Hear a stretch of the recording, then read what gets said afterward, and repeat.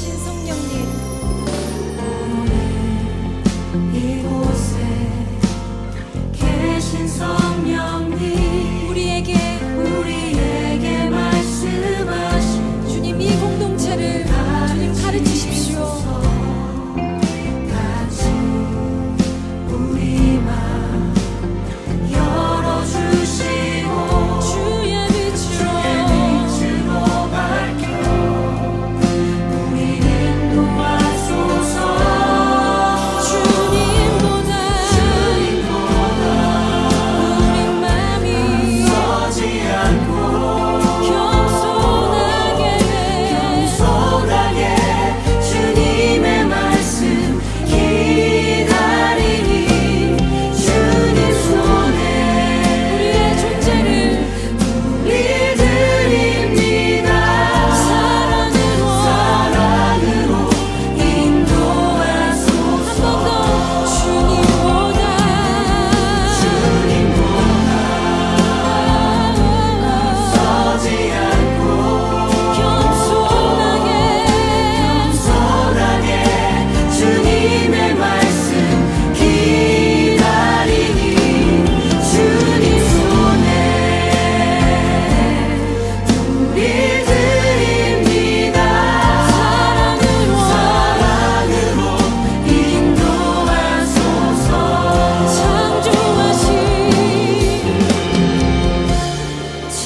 창조하신 모습 떠난 우리를 예수님과 함께 빚으소서.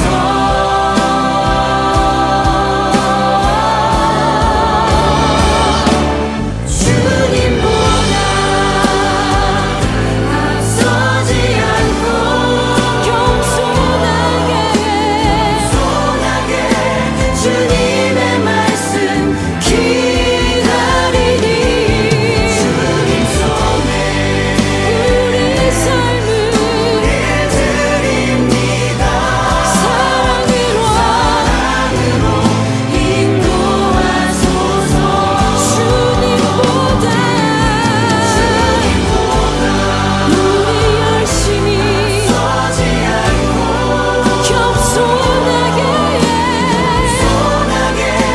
주님의 말씀 기다리니 주님 손에 우리의 모든 것을 드립니다. 사랑으로 인도하소서. 사랑으로 인도하소서. 사랑으로 말씀하소서. 사랑으로 말씀하소서. 예수님 그렇습니다. 우리가 주의 마음 알기 원합니다.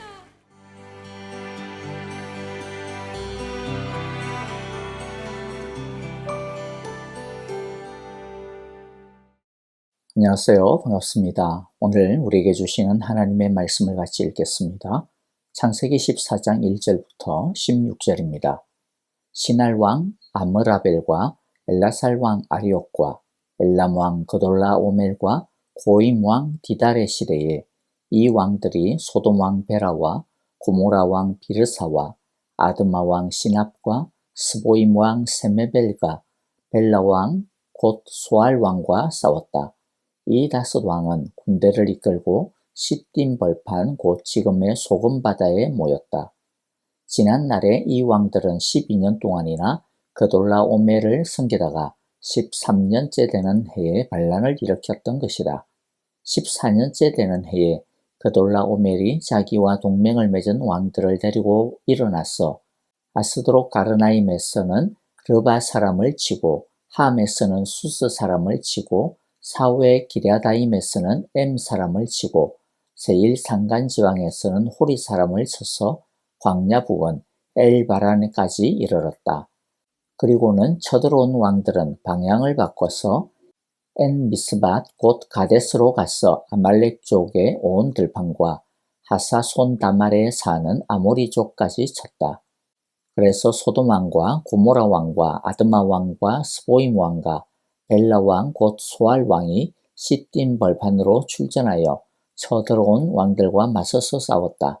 이 다윗 왕은 엘람 왕 그돌라오멜과 고임 왕 디달과 시날 왕 아므라벨과 엘라살 왕 아리옥 이 네 왕을 맞아서 싸웠다.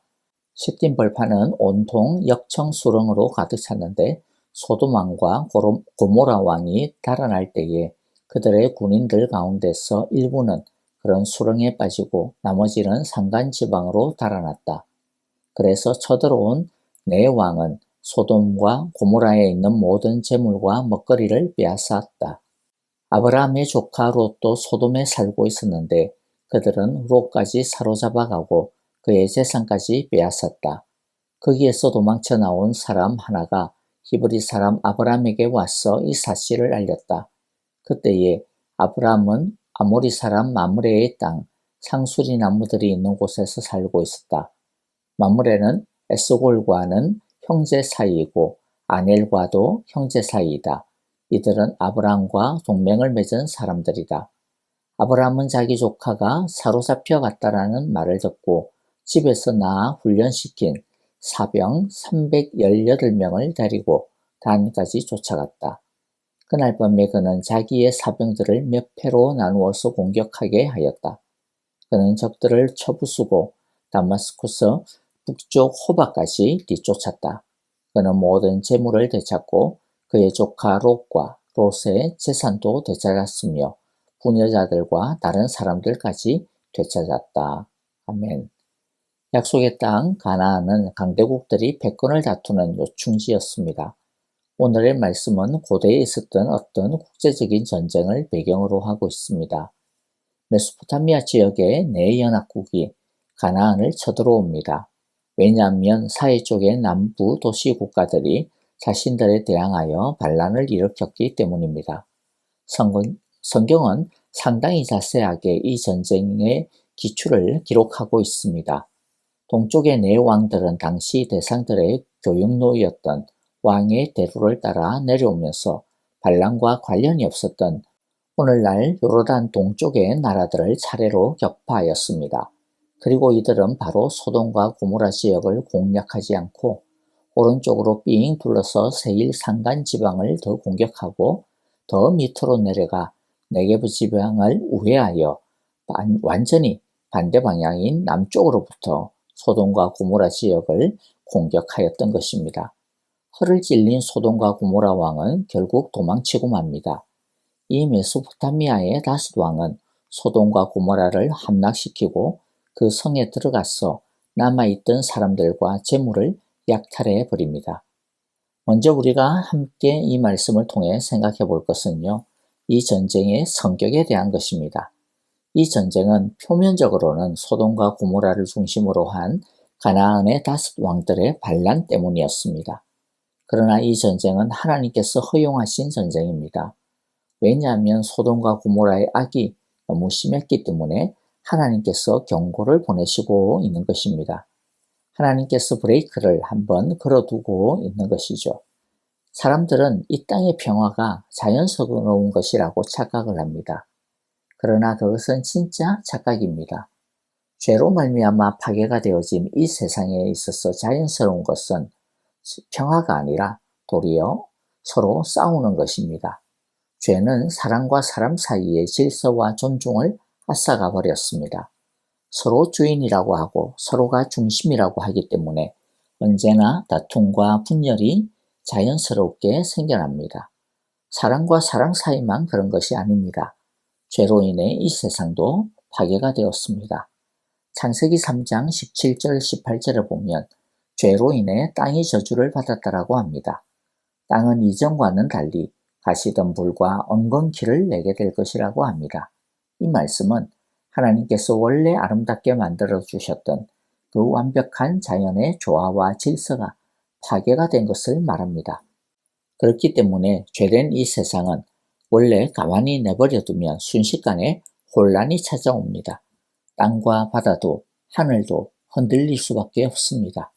그러므로 이 세상이 평화스러운 것은 자연스러운 것이 아니고 무엇인가 이 혼란을 가로막는, 막아주고 있는 힘이 있기 때문입니다. 이 혼란을 막는 분이 누구입니까? 하나님입니다. 하나님은 개인과 개인 사이에서, 민족과 민족 사이에서 이기심과 분노가 어느 선을 넘지 못하도록 늘 막아주고 계십니다. 바다가 땅을 넘어오지 못하도록 붙들어주고 계시고, 눈에 보이지 아니하는 병균들이 증식하지 못하도록 붙잡고 있습니다. 사람들은 전쟁이나 기근과 같은 난리와 큰 재난이 생기면 하나님을 원망합니다. 왜 하나님이 이런 고통을 주시냐는 것이죠. 그래서 하나님께 모든 책임을 다 뒤집어 씌우고 하나님을 비난합니다. 그러나 분명히 알아야 할 것은 인간에게 주어진 원래의 운명은 평화가 아니라 파괴이고 재앙이라는 것입니다. 그것이 죄의 결과입니다. 사람들은 왜 우리에게 재앙과 고통이 생기느냐고 원망할 것이 아니라 도리어 어떻게 우리에게 평화가 있고 어떻게 평안함이 있는가라고 반문해야 합니다. 그러므로 우리에게 있는 평화와 평안함을 당연한 것으로 여기면 안 됩니다.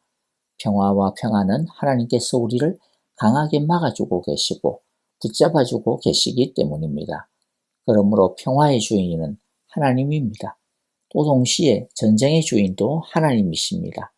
인간의 죄가 도저히 참을 수 없는 지경에까지 이르게 되면 붙들고 있던 손을 놓아버리십니다. 그러면 갑자기 전쟁을 막는 힘이 없어지고 또 병균을 억제할 만한 것도 없어지고 이 땅의 바람을 붙들고 있는 힘도 사라지죠. 창세기 13장 13절에서 이미 하나님은 소돔과 고모라에서 행해지고 있는 죄와 악으로 인해 심기가 아주 불편하다라고 하시는 것을 보여주고 있는데요. 소돔 사람들은 악하였으며 주님을 거슬러서 온갖 죄를 짓고 있었다. 그러므로 이 전쟁은 소돔과 고모라를 붙들고 계시던 하나님께서 당신의 손을 잠깐 거두신 것입니다. 하지만 소돔과 고모라는 이 전쟁에서도 교훈을 얻지 못하는 어리석음을 계속 범합니다. 그래서 나중에 결국에는 더 큰 심판으로 흔적도 없이 사라지고 말게 됩니다. 그러므로 평화의 주인은 하나님이시라고 하는 것을 기억합시다. 우리의 평화와 평안이 당연한 것이 아니고 하나님께서 우리들의 이기심과 분노를 막아주고 계시는 은혜의 결과라고 하는 것을 기억하고 하나님께 감사를 드리기를 바랍니다.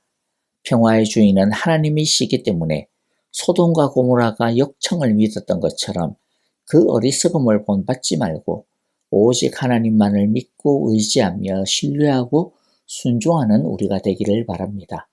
하나님을 의지하고 따름이 가장 강력한 평화의 무기입니다. 둘째, 이 전쟁을 통해 생각해 볼 것은요. 이 전쟁을 우리에게 전해주시는 이유가 있는데 그것은 하나님의 말씀을 버리고 현실을 따라간 롯의 선택이 얼마나 어리석은지를 보여주시기 위함입니다. 롯이 소돔과 고모라에 들어가 살게 된 이유가 무엇입니까? 그곳에 가면 물도 있고 안전도 있고 즐거움도 다 보장될 것이라고 판단했기 때문입니다. 롯이 왜 망했습니까? 하나님의 지혜를 버리고 사람의 지혜를 택했기 때문입니다. 창세기 13장 12절에 보면 아브람을 떠난 롯이 어떻게 소돔과 고모라에 들어가 정착하게 되었는지에 대해 아주 흥미롭게 표현을 해주고 있습니다.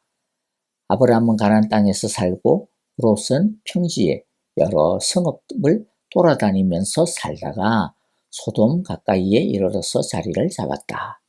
자, 롯도 처음부터 소돔 땅에 들어가서 살았던 것은 아닙니다. 그도 소돔과 고모라가 어떤 도시인지 보고 들었던 게 있었을 것입니다.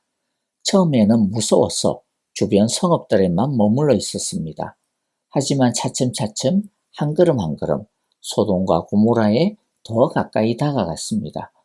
롯은 점점 하나님의 말씀을 버리고 소돔과 고모라의 방식에 젖어 들어갔던 것입니다. 누구를 탓할 것도 없습니다. 자신이 선택한 길이었습니다. 말씀을 붙들고 씨름하면서 한 걸음 한 걸음 하나님과 동행하기보다는 소돔과 고모라가 주는 편리함과 풍성함을 선택한 것입니다. 그러나 그 결과가 무엇입니까? 전혀 예상하지 못한 것으로 인해 하루아침에 풍비박산이 나고 말았습니다.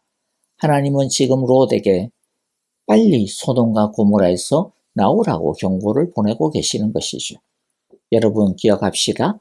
사람의 지혜를 따라가는 것이 어떤 순간까지는 참 편해 보일 수 있습니다. 그러나 좀 힘들어 보여도 하나님의 지혜를 따라가는 것이 더 안전하고 더 오히려 지름길이라고 하는 것을 우리 모두는 잊지 말고 하나님께서 사인을 주실 때 빨리 그 죄에서 짐을 챙겨 하나님께로 돌아오고 하나님만을 따라갈 수 있으시기를 간절히 기도합니다. 마지막으로 한 가지만 더 살펴보겠는데요. 롯이 잡혀갔다라고 하는 소식을 들은 아브라함은 급히 자신이 훈련시키고 있던 자기 집안의 군인을 동원하여 메소포타미아의 네 왕들을 추격하기 시작합니다. 아브라함은 하나님의 약속을 기다리면서 그냥 하늘만 쳐다보고 팅가팅가 놀고 있었던 것이 아닙니다. 만약을 대비해 종들을 무장시키고 군사훈련을 시키고 있었습니다. 그리고 비록 작은 숫자의 군사였지만 효과적인 전술로 롯을 포함하여 사로잡혀가고 있었던 사람들을 구출해내고 재물들을 구해옵니다. 여기서 한 가지만 좀 생각을 해보고자 하는데요. 아브라함의 사랑입니다. 아브라함이 비교가 안 되는 작은 숫자를 가지고 메소포타미아 연합군을 추격하고 그들을 공격했던 이유가 무엇입니까? 무엇 때문에 자기 생명을 걸어놓고도 그렇게까지 했습니까? 그것은 롯을 향한 사랑 때문이었습니다. 아브라함의 사랑은 어떤 사랑입니까? 자신을 떠났음에도 불구하고 그럼에도 불구하고 목숨을 걸고 구출해내는 사랑입니다. 객관적인 전력을 비교해보면 절대로 싸울 수 없는데도 불구하고 아브라함은 목숨을 걸고 전쟁에 나섰습니다. 적어도 두 가지 마음을 보게 되는 것 같아요. 하나는 그럼에도 불구하고의 사랑입니다. 그리고 또 하나는 죽기까지 하는 사랑, 죽음을 불사하는 신실한 사랑입니다. 아브라함의 이 사랑은 사실 하나님의 사랑을 보여주고 있습니다. 하나님은 나의 죄악과 자격 없음에도 불구하고 나를 사랑하여 주셨고 나를 위해 독생자 예수님을 기꺼이 내어주셨습니다. 우리에게 속되는 반역과 범죄에도 불구하고 끝까지 사랑해 주십니다. 예수님은 나를 위해 기꺼이 자신의 생명을 내어주셨습니다. 오늘 우리는 확인해 보아야 할 것 같습니다. 나에게는 아브라함과 같은 이런 인애의 신실한 사랑이 있는지 말입니다. 그럼에도 불구하고 사랑하는 사랑이 우리에게는 있습니까? 끝까지 책임지는 사랑이 있습니까? 여러분, 우리가 이런 사랑으로 모험하고 일할 때에 아브라함의 전쟁 가운데 하나님께서 개입해 주셨듯이 우리들의 수고와 사랑에도 하나님께서는 개입해 주실 것입니다. 선한 동기로 일하고 사랑의 동기로 일할 때에 그 사랑이 하나님을 부른다라고 하는 것을 우리 모두가 꼭 기억하며 사랑으로 함께 섬기는 우리 모두가 되기를 간절히 기도하고 축복합니다. 이제 오늘 우리에게 주신 말씀을 가지고 함께 찬양하며 기도하도록 하겠습니다. 여러분 아프신 분들을 위해서, 연로하신 분들을 위해서 우리 함께 기도해 주실 길을 간절히 바라고요. 하나님께서 연약하고 아픈 성도들의 모든 아픔과 질병들을 고쳐주시기를 간절히 기도하고요. 그리고 또 연로하신 성도님들, 양로원에 계신 우리 어르신들에게 평안과 기쁨이, 행복이 늘 함께 해 주시기를 우리 함께 기도해 주시기를 바랍니다. 선교사님들을 위해서 우리 함께 기도해 주시고요. 우크라이나의 평화를 위하여서도 기도해 주시고 섬기는 전만교 김미정 선교사님 특별히 건강을 위해서 기도해 주시면 고맙겠습니다. 이제 함께 찬양 드리면서 기도하겠습니다.